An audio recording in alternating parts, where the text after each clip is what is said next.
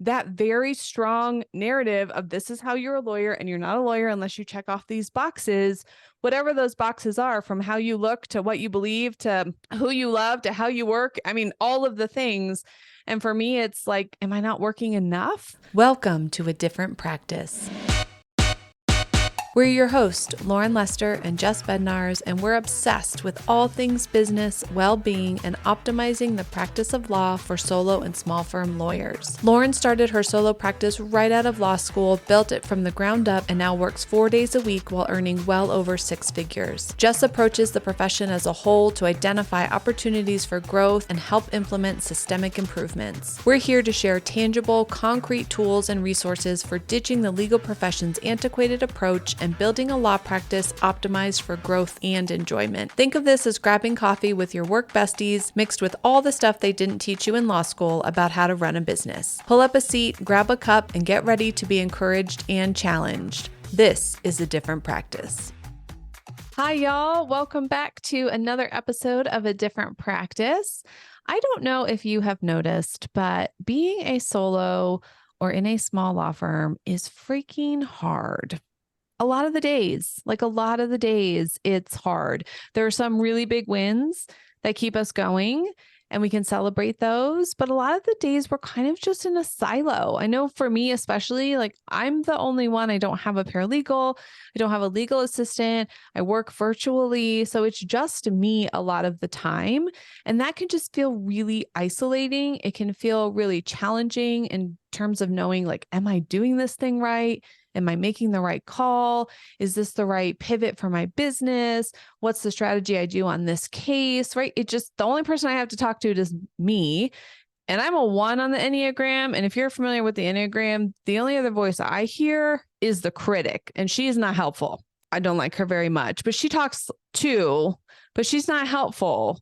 So we want to talk today about helpful resources for being a solo small firm and some things maybe that we can lean into more, that give us some more support, that give us a little bit more community around us, that maybe have us reach a little bit further to grow our business, to optimize the business for wellness, if that's maybe not been a priority or has taken a little bit of a back seat. So we want to go through a few different ideas. Hopefully these are helpful. And as always, we'd love to hear your feedback and anything that you do in your solo or small firm that makes you feel a little bit less alone, especially on those hard days. When we first tossed around the idea of doing this particular episode, the first thing that came to mind to me is community. And this is something that just always comes to mind time and time again. But I was most recently reminded about it because the ABA annual meeting was in Denver. And so a lot of people were in town. This was an in-person conference, and I was signed up to go to not only a conference portion, but also a reception, a dinner, all the things, all opportunities to actually interact with people in person. And I was pretty excited about it because even though I'm not a solo small firm practitioner right now, there are days when I feel very isolated too, because I think part of this post-pandemic era, a lot of meetings are via Zoom now, and there are good reasons for that and benefits to that. But what it means, or at least one thing it means, is that there are a lot less opportunities to actually be meeting with and talking with people in person.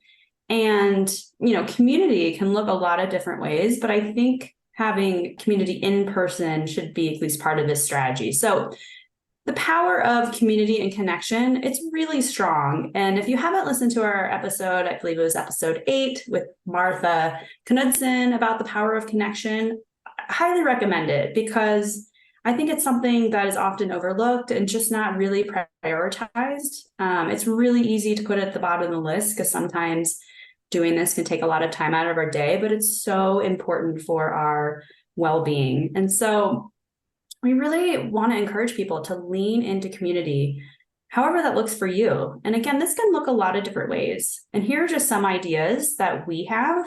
We would love to hear anything that you're doing to create community. And not only create community, also prioritize it, right? So we're going to give you some ideas to get started. This isn't just check it out once and then I've checked the box and I'm done.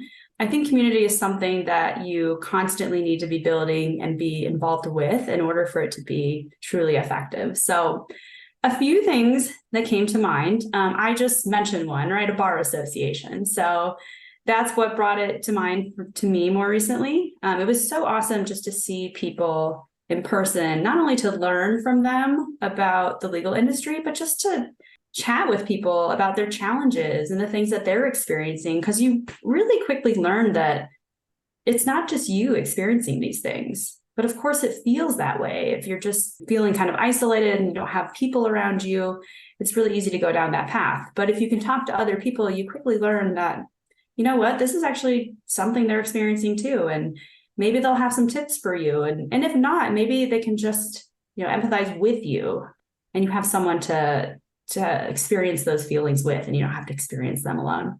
So bar associations is a great place to consider. They're all different levels. The American Bar Association is obviously a national level organization, and there are tons of other ones that are national. Those could be great places to start. They're good for professional development. And again, just having other like-minded people around you. There are state bar associations, more local bar associations, specialty bars, all kinds of bar associations, really. So if that is your jam, check it out. A lot of them do provide value, so that could be a really great option. There are various online groups, and this could mean a lot, I think, of different things too. So for example, I know there are a lot of really active Facebook groups that are attorney focused. Not only is that a great place to pop questions into and get some help that way, but I think some of these groups meet they do things in addition to just sharing information and messaging each other. So perhaps they have some virtual gatherings. I think some of them have some in-person gatherings, maybe locally, or maybe it's more of a once a year thing where everyone gets together across the country. So that's a really good opportunity to meet up with people.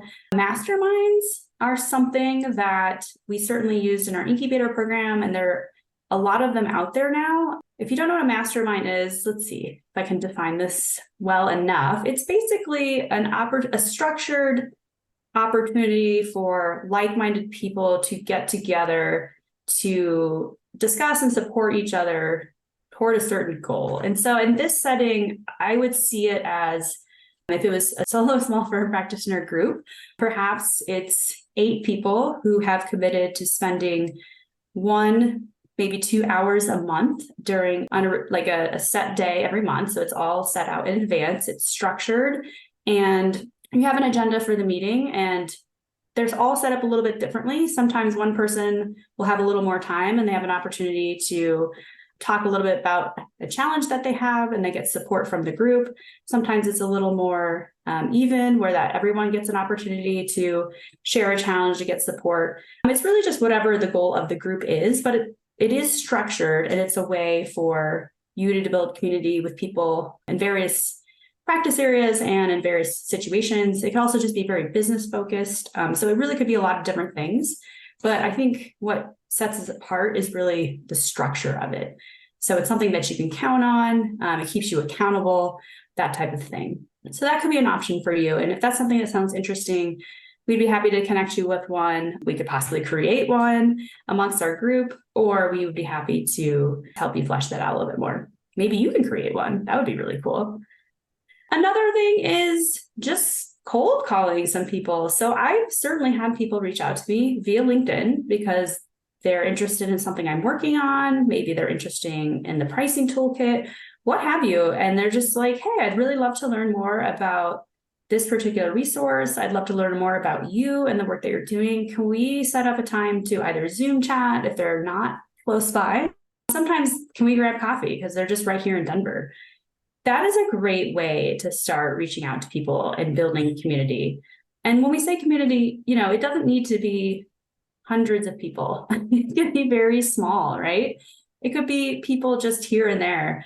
I feel like in my community, I certainly have like groups of people who maybe are like sub communities, but I also just have individuals who I regularly meet up with maybe once a month or once a quarter, just to kind of like check in and see how things are going, both in their work life and their personal life. And it's just so rewarding. And so if you don't currently have those people, if you see someone present, or maybe you see someone post something interesting online, it's a great opportunity to reach out to them.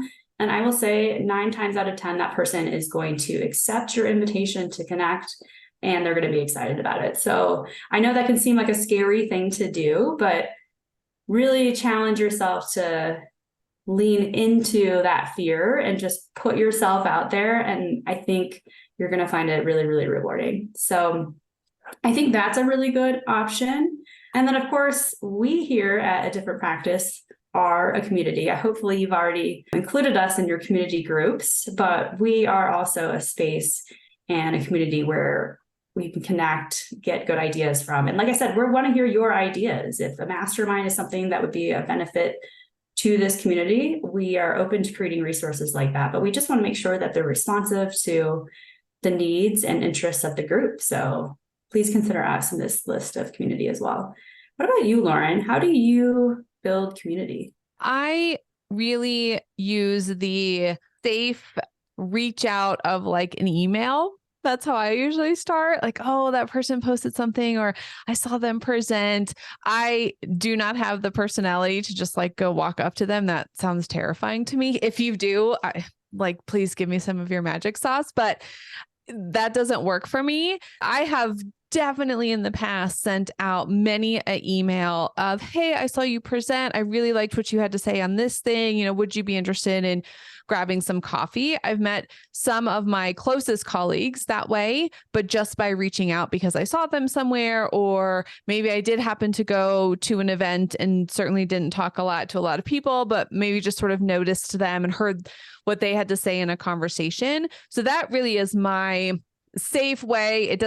I lean into it. It's still scary to me, even writing an email.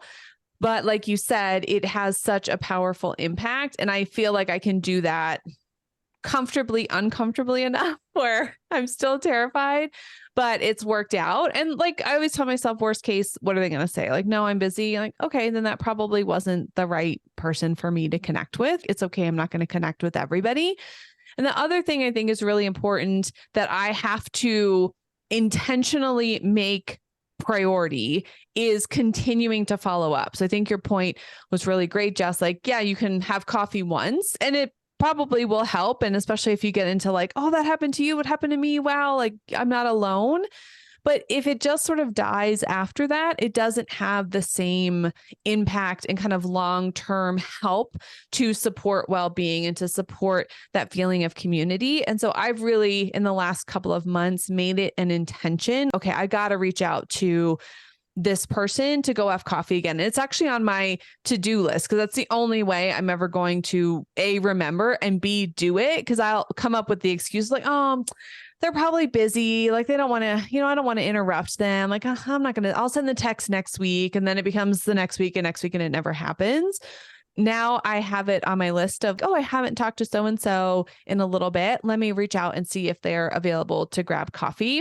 And that's been really key in actually keeping up those relationships, is not only reaching out the first time, but being consistent. And it's not like every 4 weeks, but just, some time has gone by and I want to reach out to them again. And for me, the one-on-one coffees are the best. I get the most benefit out of them. I just had one the other week, shout out to Shannon, which she probably doesn't realize, but was so helpful to me because I've struggled a lot in the past with opposing counsel who just make my life miserable. And she was kind of just venting that she was experiencing that too. And it just made me feel less alone. And there's so much power in that feeling of not being so isolated, and you're not the only person going through the thing that you're going through, and being able to kind of help each other and say, well, what did you do? And, you responded that way. Wow, that's such a great idea. I should do that. Or here's what I did that really helped. Like that piece of the community and the dialogue makes such a difference.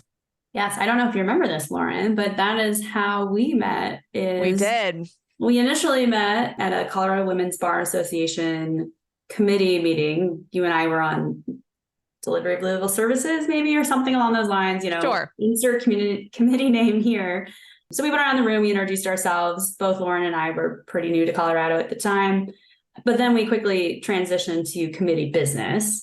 But afterwards, sometime probably within a week or so after that committee meeting, Lauren sent an email to me and said that she either had or was getting ready to launch her practice. What I had talked about, which I think was probably the legal incubator program and set fee pricing, had really resonated with her. And would I be open to grabbing coffee? And I, on the receiving end, of course, I was super excited that anyone was actually interested in what I was talking about. That was so refreshing.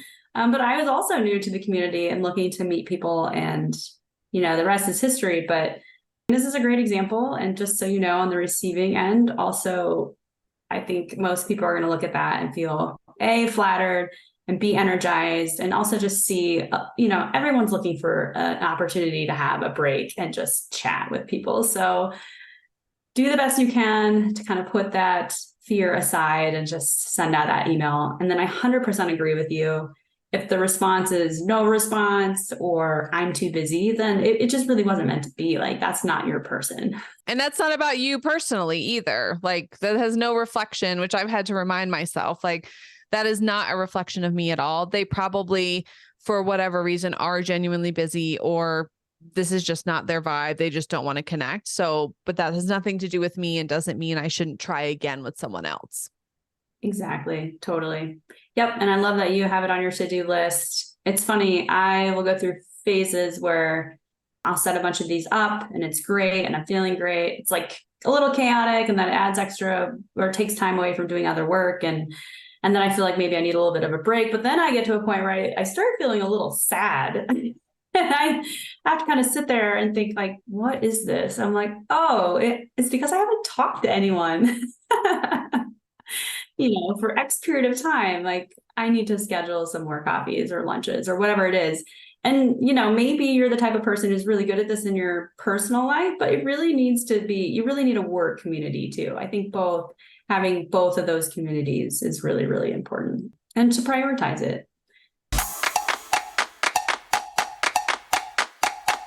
So the next one we have on here as practices that we would love to see solo small firm practitioners lean into, because it would just only help their cause and help their clients, is to really consider new ideas or ideas that are coming from other industries and how they could be incorporated in their practice. And so perhaps you just listened to the previous episode during which we talked about our icks. And so one of my icks on there, just to refresh your memory, or for those of you who have not listened to that episode, if you haven't, go back and listen after this one. But the ick that I listed in that episode was that oftentimes I presented on various practices and ideas from other practitioners or sometimes from other industries that I've seen work and want to share with practitioners to get them to incorporate it more in their practice. And, I can see on people's faces, they seem excited about it. Some people come up and talk to me. And then there's always kind of this, I'm going to call it an excuse. It's almost just like this, something shifts where they're like, but it's cool, but it's not going to work for my practice. Might have worked for their practice. It might work for that industry, but my practice is different. There's something very special about it. Every case is different.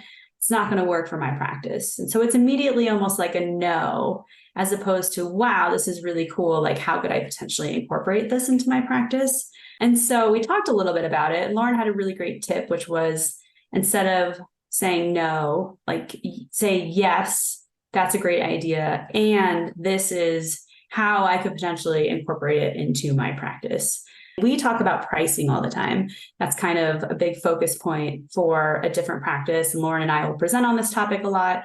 And the reason we do that, there are lots of reasons. I'm not going to give the presentation. I almost just launched right into it, right?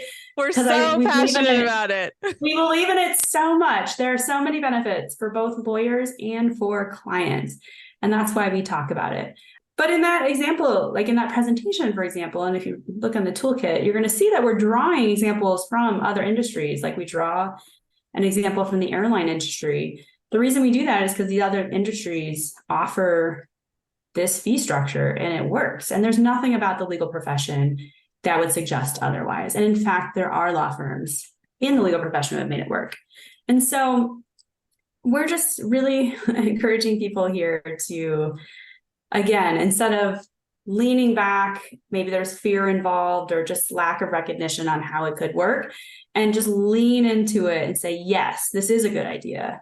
And then determine how it's a good idea for your practice and how could you potentially make it work. Maybe you don't ultimately implement it, and that's okay. Again, just the idea of kind of having that mindset shift where you're now considering these new ideas as opposed to immediately kind of stuffing them in a drawer, like that would be really, really huge. And so you might be asking yourself, well, okay, I'm listening to you. You've got my attention. I'm going to try to make this mindset shift. But where, like, what ideas are you talking about? Where might I find them? Well, you're in luck. Here are a few suggestions, or at least a few things that Laura and I have done that have proven to be useful. And again, we would love to hear if you have something that we don't mention as well. So first of all, just reading. There are so many great books out there that are focused on business, some aspect of business. They're focused on maybe productivity, like personal productivity, personal development. So many out there. And we could probably post a list to this podcast episode with some places to get started, some books that we've read that we found really useful. I know Lauren does a book review at the end of every year. She can talk about this in a second. She's a very avid reader. It's super impressive. I so wish I could be like her. I am on the other end of the spectrum, and I'll let her give you some examples here in a second, but I'm going to pair this part of the discussion with podcasts because Lauren is amazing and can read, like, I don't know what, 30 some books. How many books did you read last year? Yeah, 30-ish. Yeah. Yeah, 30. Amazing, right? I don't even know if I read 3, guys, like 3 books. I just, slowest reader, puts me to sleep. I really struggle with it. So for me, podcasts are really helpful because they're bite-sized. It's something I can listen to. I don't actually have to read it on a page or on a screen. I can do it while I'm cooking, like all these different things. So the first is to read or listen to podcasts. And we can probably give you some examples right now. Lauren, what are some of the books that you've read or some podcasts you've listened to recently you really like? My book recommendations, and these two fundamentally changed my business for the better. One is Marketing Made Simple by Donald Miller, who I just adore, and I will put it out into the universe that one day we will work together. And the other one is Profit First by Mike Michalowicz, which I talked about on a couple episodes back when I went through the exact numbers that I use in my law firm.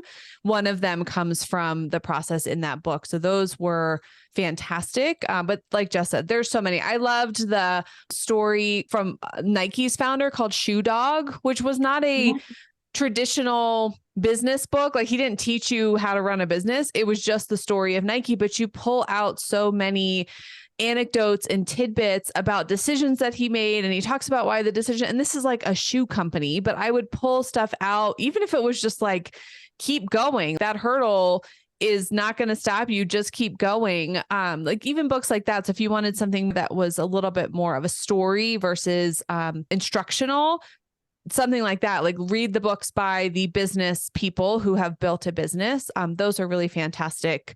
And then for podcasts, Donald Miller also has a podcast called Business Made Simple. My favorite thing about it is listening to the discussions he has with other entrepreneurs, and they're from all different sectors, but they have a problem that they come with, kind of like a mastermind. And they say, here's the biggest problem in my business right now. And then Donald Miller works through it with them. And I've gotten so many tidbits and ideas. I usually listen at the gym, and I will have on many occasions immediately texted Jess, like, I got an idea for the business. I was just listening to this podcast. Like, that's typically the podcast that comes from. The Goal Digger with Jenna Kutcher is really good about business. And then Entrepreneurs on Fire, again, just kind of interviews different entrepreneurs. So if you like that and like to get inspired by those kinds of folks, those are really fantastic podcasts to check out.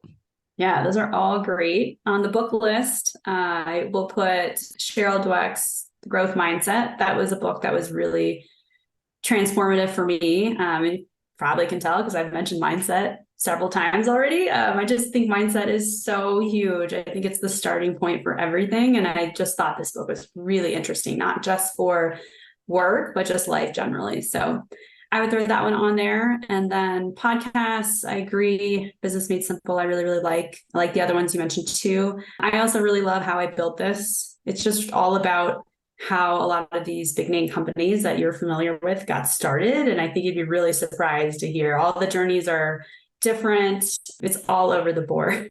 So if you've ever felt like your startup journey has been chaotic, listen to some of those episodes and you'll feel like you're right on track. So I would recommend that. In addition to books and podcasts, social media is a great option. That's a great way to find not only different legal entrepreneurs, but I would just say entrepreneurs more generally. I would just say always we encourage people, yes, to look within the legal profession, but just don't stop there because, again, there are just so many ideas that can be drawn from other industries. And so that's a great way to get some really good ideas. Follow people on whatever your social media of choice is. If you're not into social media, that's okay. Don't worry about this one. You don't need to do all of these things, right? Just pick one that works best for you. Lauren, who do you like to follow on social media? I love Gary Vee. He does a great job of creating bite-sized content that is focused on entrepreneurs. So some of the content is like about the latest tech that you can use to potentially grow your reach and your marketing. And then sometimes it's just about the entrepreneur mindset, which always seems to find me on those days that I'm like, why did I do this? This was so stupid. I'm going to quit. And then I see his video and he's like, go for it. You've got it. It's hard, but you could do this. So he always he's like a little cheerleader for me. So Gary Vee is really fantastic. I also really love Jesse Itzler. He is married to Sarah Blakely, who is the founder of Spanx.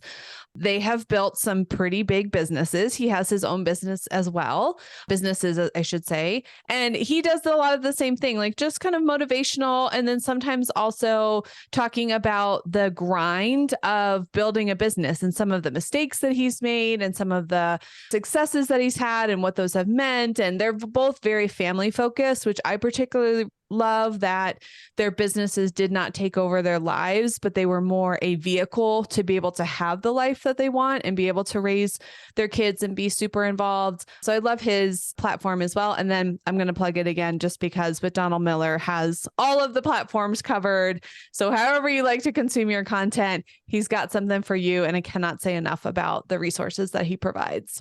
I mean, these are all great. Even if I really am into food, so I'll follow a lot of food related bloggers and such, and just seeing things like how they present food and the content, like that is something that's helpful too, because then you might be able to draw from that for your social media account for your firm. So it can really, this inspiration and these ideas can really be found anywhere.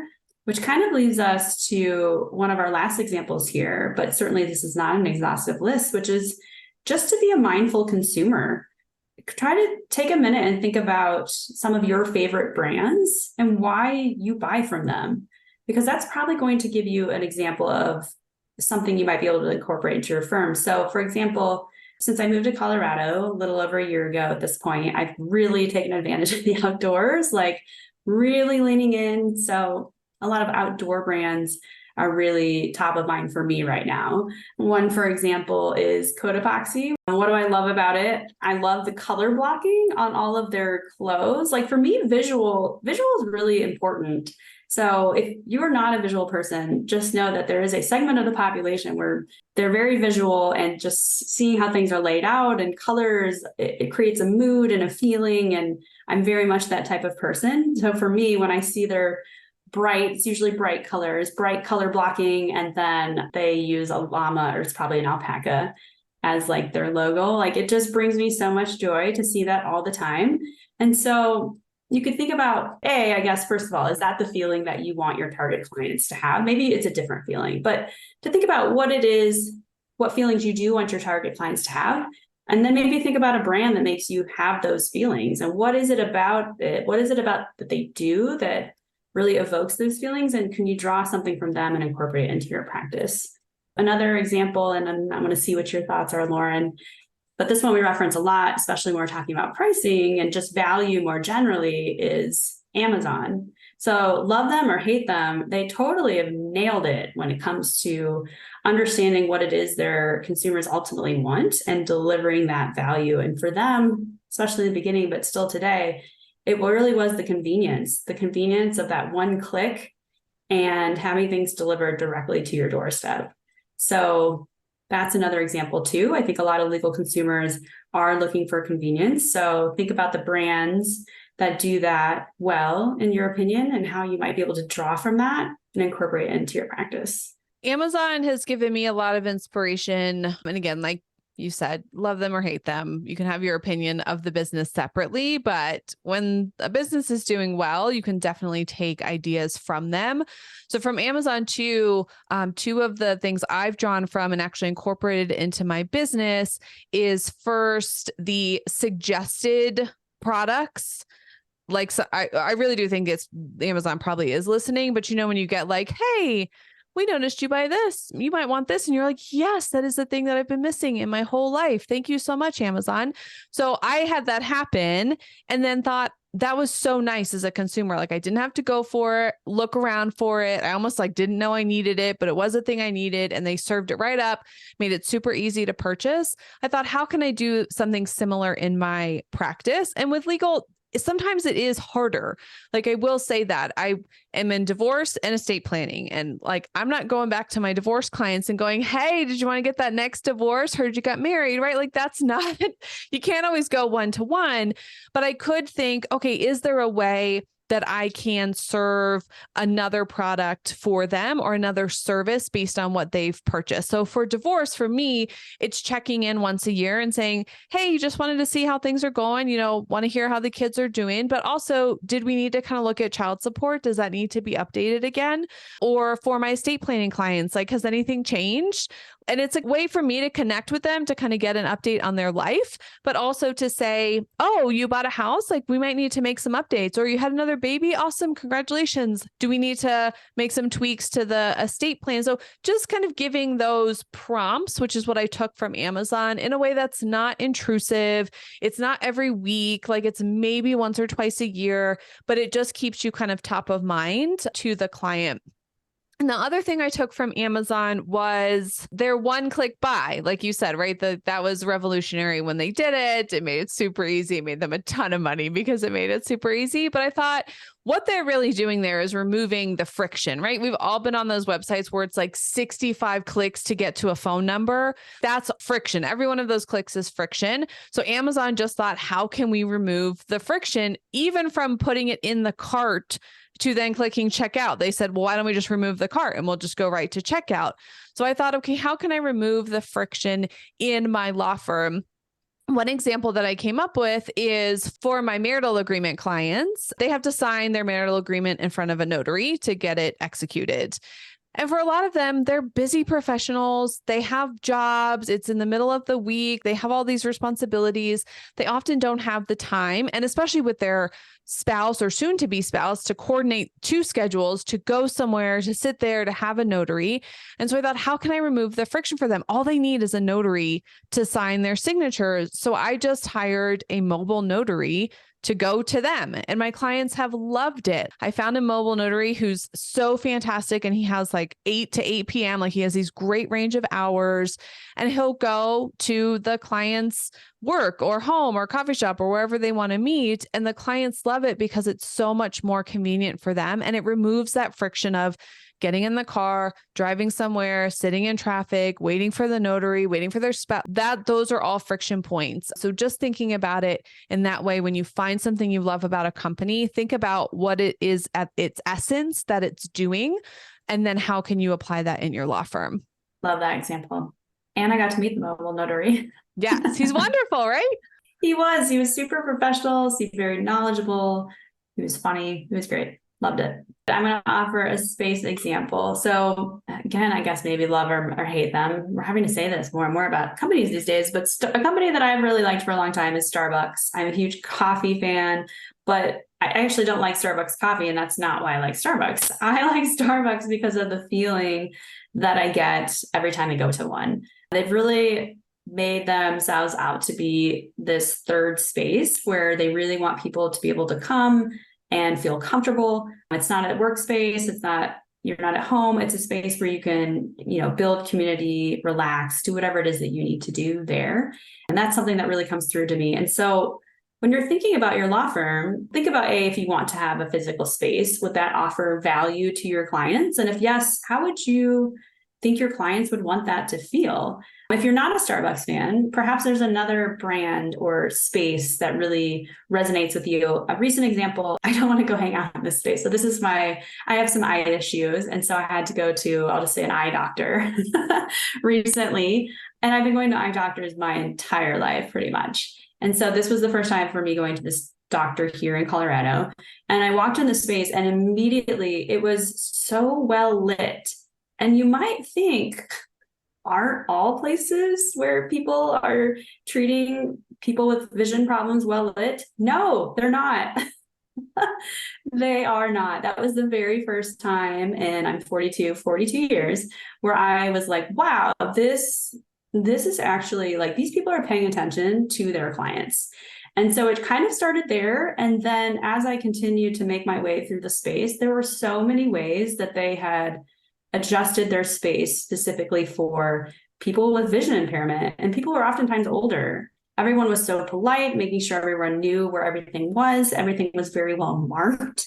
Many times, a lot of the professionals would walk the person to the next space or walk the person to the exit, would get water for them, like offer water and anything to make it more convenient. It was just, the customer service level was so high, and it's not something that I experienced in recent history. And so it was just really impressive. And so when you have an experience like that, think about what it was that really resonated with you and how can you translate that into a space for your clients. And I think there's opportunities to do this in a virtual space too, but I think it's especially important if you're going to have a physical space. Okay, well, let's keep moving along. So the final topic that we really just want to plant a seed for, because it's quite large and it could take at least one podcast episode, if not more, to discuss, is forging your own path. And so this is definitely a theme of a different practice, and a theme that Lauren and I like to talk about a lot, incorporate into our presentations, et cetera, because we think it's so important.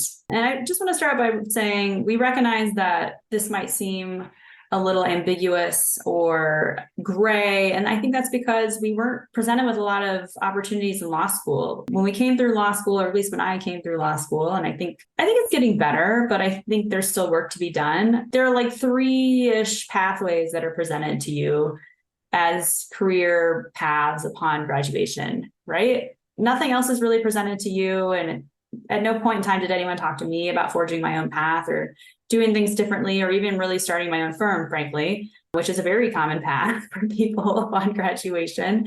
And so it can feel kind of murky and scary. And like I said, there's so much opportunity and so many subtopics here that we would love to cover and likely will cover in separate podcasts, but just kind of want to plant a seed here. We're all very smart and capable people. We graduated with law degrees, so we are very capable of doing all these things. But again, because it hasn't probably been taught to us, and you got to really look sometimes to see some really good examples of how people are doing things differently, but we're doing our best to bring those people to this podcast and just amplify them and their messages more.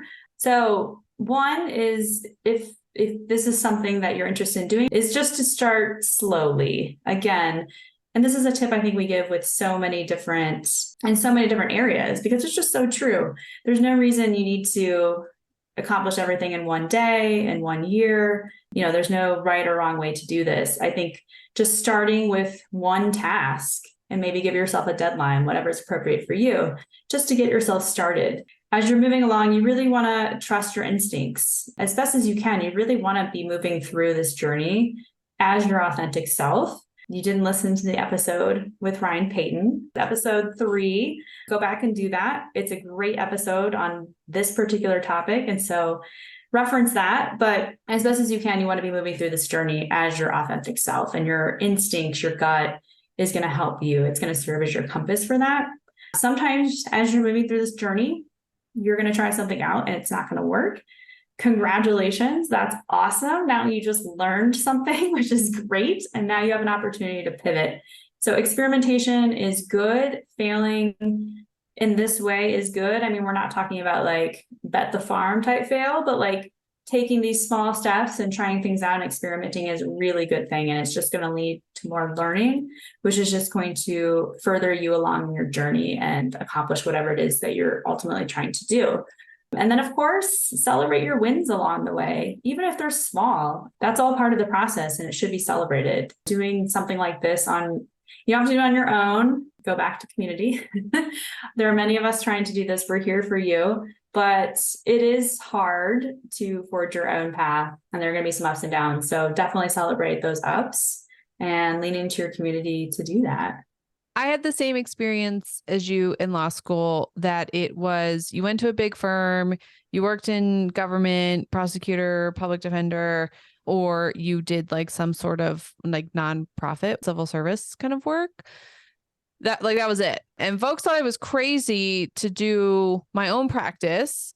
I thankfully had a background. I got lucky enough to have a background in business and thought, well, of course that's an idea. Like, why couldn't I open up my own business? Like every industry has that. So that sort of wool over the eyes was actually beneficial to me, that I didn't hear so much of that narrative. But I can definitely see how if I didn't have the experience I had, I would have easily fallen into that. Well, I just have to pick one of these three options. So I guess I'm going to go work at a big firm. I mean, like there was no other solution. And so once you get out and realize there are other options, or you meet folks who have done things differently, I think it's just a reminder to check in with yourself to see, are things working the way they are right now?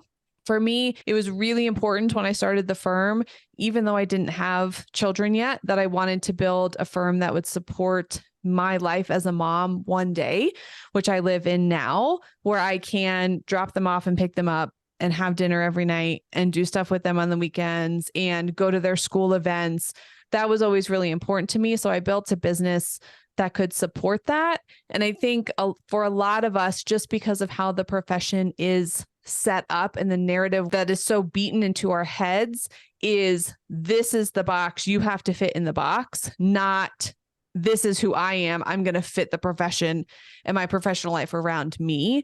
And that, I think, is where we're getting at with this idea of forging your own path, is having it look the way you need it to look. And what needs do you have in your life that your professional life can support, or maybe needs to pivot to support better.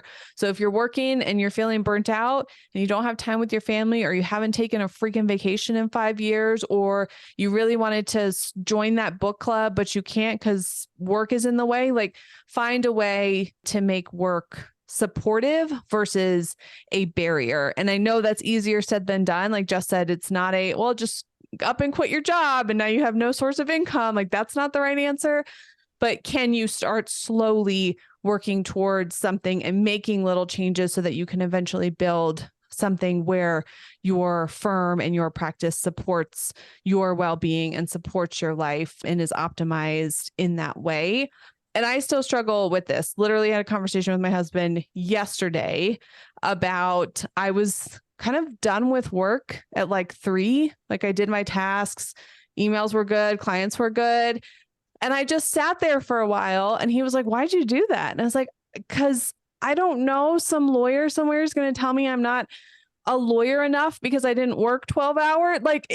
Dumb. Like as it's coming out of my mouth, I'm telling him this sounds so dumb. I know this is dumb, but I still struggle with that very strong narrative of this is how you're a lawyer, and you're not a lawyer unless you check off these boxes, whatever those boxes are, from how you look to what you believe to who you love to how you work. I mean, all of the things.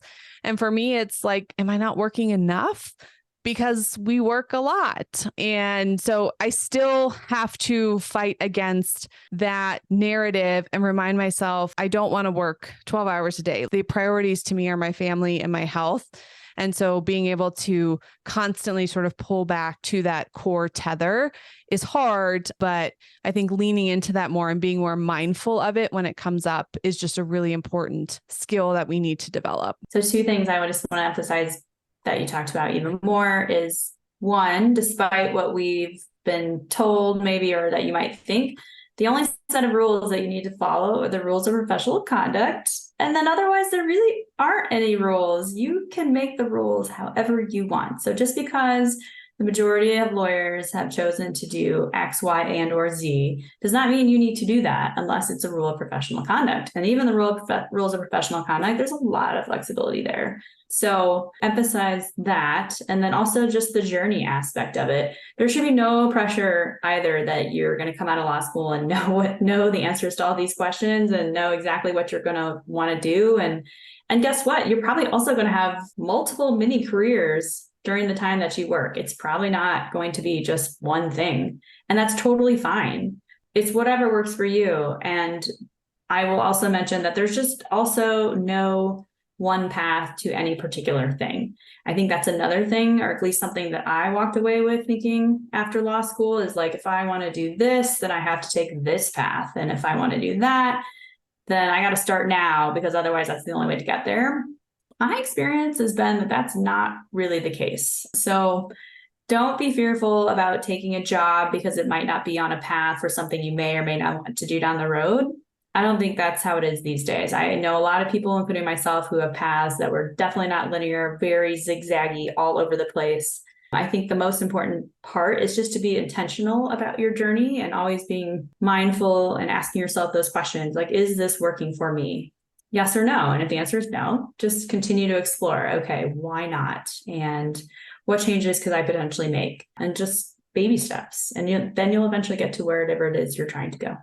And that is our ultimate goal for each and every listener and for ourselves. So we try and share our own stories so you can hear our ups and downs and trips and mistakes and wins so that you know that it's not linear, but that we're all in this together and we're all here to support each other and be cheerleaders. So we just encourage you with this episode to lean into some of those things that are maybe a little bit scary or maybe a little bit different or things that you don't normally listen to, but you feel drawn towards for some reason. There's probably a reason for that. So do get in community, intentionally work on building a support network of folks around you that you can celebrate wins with and support each other through the difficult times.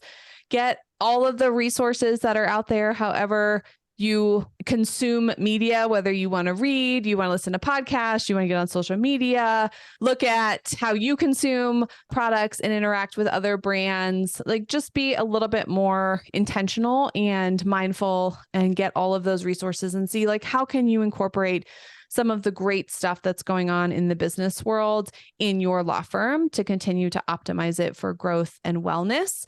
And then again, know it's your own path. And at the end of the day, like Jess said, you kind of make most of the rules yourselves. And if the narrative isn't working for you, write your own narrative so that you can be your authentic self, because that's what we need in the profession is everybody showing up as their authentic selves. That's how we're going to move forward and continue to do great things as lawyers.